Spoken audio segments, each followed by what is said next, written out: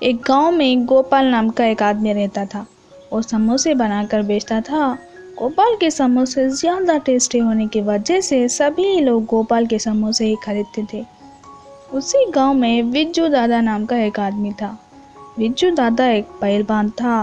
वो अपने हाथों के कंडे को दिखाते हुए पूरा गांव फिरता था और सभी को डराता था।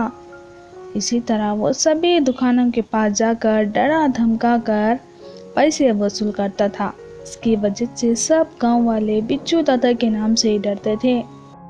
इसी तरह वो गोपाल के पास भी समोसे खाकर बिना पैसे दिए वहां से चला जाता था। ऐसे ही एक दिन गोपाल का दोस्त नंदू आता है। अरे गोपाल, कैसे हो? क्या हालचाल है? दुकान अच्छे से चल रही है ना? हाँ, चल रही है। अरे गोपाल, तुम कब तक इस साइकिल पे रखकर बेचते रहोगे? तुम एक अच्छा सा दुकान खोल लो ना। अरे दुकान खोलने के लिए मेरे पास उतने पैसे नहीं है। मेरे पास जो है मैं उसी में काम चलाता हूँ। तुम एक अच्छा सा दुकान भाड़े पे लो, मैं उसका भाड़ा दूंगा। ठीक है, तुम उसकी चिंता मत करो। तुम्हारा बहुत बहुत शुक्रिया मेरे दोस्त। नंदू ने जैसा कहा था उसी तरह नंदू पैसे लेकर आता है और गोपाल एक अच्छा सा दुकान खोल लेता है। गोपाल के समोसे टेस्टी होने की वजह से सभी लोग गोपाल के समोसे खरीद कर खाते थे। ऐसे ही कुछ दिनों के बाद गोपाल का दुकान अच्छे से चलने लगा। थोड़े दिनों के बाद नंदू गोपाल की दुकान आता है। क्या गोपाल, क्या हालचाल है? दुकान तो बड़े जोरों शोरों से चल रहा है। हाँ। तभी बिज्जू दादा आता है।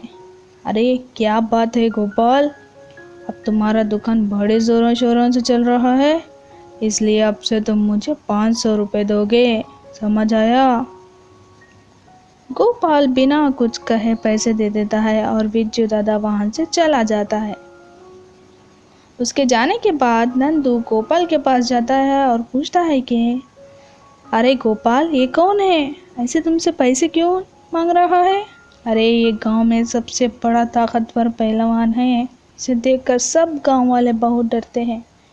ये डरा धमका कर सबको और दुकान वालों के पास पैसे वसूल करता है। उसका सामना करने की किसी की भी हिम्मत नहीं है। ये मेरी मेहनत की कमाई आधी उसी के हाथ चले जाती है।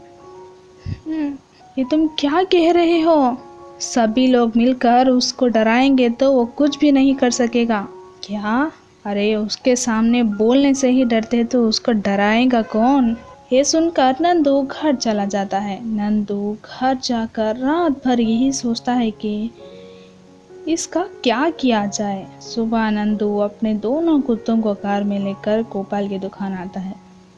तभी बिज्जू दादा भी गोपाल की दुकान पर था। गोपाल से पैसे वसूल कर रहा था। तभी गोपाल देने ही जा रहा था, तभी नंदू आकर रोक लेता है।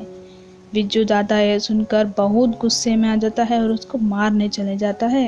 तभी वो दोनों कुत्ते बिज्जू दादा के सामने आ जाते हैं और वो कुत्ते बिज्जू दादा को काटते हैं। ये देखकर बिज्जू दादा डर कर भाग जाता है।